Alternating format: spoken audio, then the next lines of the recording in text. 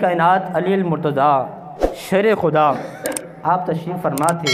اللہ کے پیارے محبوب علیہ السلام نے فرمایا کہ اے علی بتاؤ عورت کیا ہے؟ اے علی بتاؤ کہ عورت کیا ہے، عورت کس چیز کا نام ہے؟ حضرت مولا کائنات آپ تشریف لے گئے، اگلے دن پھر آئے، سرکار علیہ السلام نے فرمایا اے علی بتاؤ عورت کیا ہے؟ کیا فرمایا کہ عورت کیا ہے، عورت کس چیز کا نام ہے؟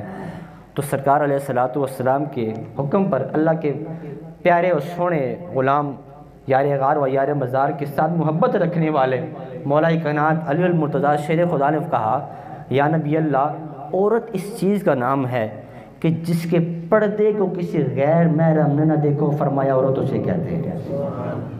تو سرکار علیہ السلام نے فرمایا علی یہ سوال تو تمہیں میں نے کل بھی کیا تھا، یہ سوال تمہیں میں نے کل بھی کیا تھا، اے علی تم نے اس کا مجھے کل جواب نہیں دیا۔ تو اب مولا علی کا جواب سنیں، فرمایا رسول اللہ آپ کی بارگاہ سے جانے کے بعد یہ سوال میں نے سیدہ طیبہ طاہرہ عابدہ سیدہ فاطمہ سلام اللہ علیہ سے کیا، آپ نے یہ جواب ارشاد فرمایا میں نے آپ کی بارگاہ میں عرض کر دیا ہے۔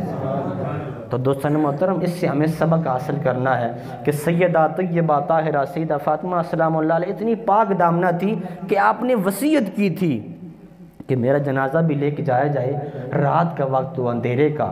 ہم تو کہتے ہیں نا کہ ہمارے چہرے کو غیر محرم نہ دیکھے، ہماری جو عورتیں ہیں وہ غیر محرم اس کو نہ دیکھے، تو آپ نے یہ وصیت کی تھی چہرہ تو کفن تو دور کی بات ہے، فرمایا میری چرپائی کو بھی غیر محرم نہ دیکھے۔